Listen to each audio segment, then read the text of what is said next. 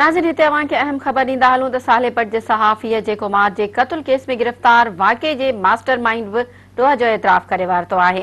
क़त्ल वाक़े जे master mind जवाबदार रज़ा शाह एतराफ़ी बयान में चयो आहे त अजय कुमार मुंहिंजे भाउ खां 3 लख रुपया उधारा वरिता हुआ जेके हुन वापसि न कया।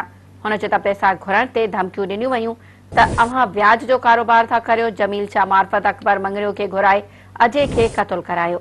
और लालवाणी जे क़त्ल में मुलवस जवाबदार अकबर मंगरियो बि एतराफ़ कंदे चयो आहे त अजय खे क़त्ल करण लाइ 1.5 लख में मामलो तय थियो। हुन एतराफ़ी बयान में चयो आहे त मुस्तफ़ा जी जानिब मीराणी सां गॾिजी अजय कुमार लालवाणी खे क़त्ल कयोसीं। नाज़रीन, अहम ख़बर एक दफ़ो ॿीहर अवां सां शेयर कंदा हलूं त सालेपट जे सहाफ़ीअ जे कुमार जे क़त्ल केस में गिरफ़्तार वाक़े जे मास्टर माइंड ॾोह जो एतराफ़ करे वरितो आहे। क़त्ल वाक़े जे मास्टर माइंड जवाबदार रज़ा शाह एतराफ़ी बयान में चयो आहे त अजय कुमार मुंहिंजे भाउ खां 3 लख रुपया उधारा वरिता हुआ जेके हुन वापसि न कया। हुन चयो त पैसा घुरण ते धमकियूं ॾिनियूं वयूं त अव्हां व्याज जो कारोबार था करियो। जमील शाह मार्फत अकबर मंगरियो खे घुराए अजय खे क़त्ल करायो। और लालवाणी जे क़त्ल में मुलवस जवाबदार अकबर मंगरियो बि एतराफ़ कंदे चयो आहे त अजय खे क़त्ल करण लाइ 1.5 लख में मामलो तय थियो।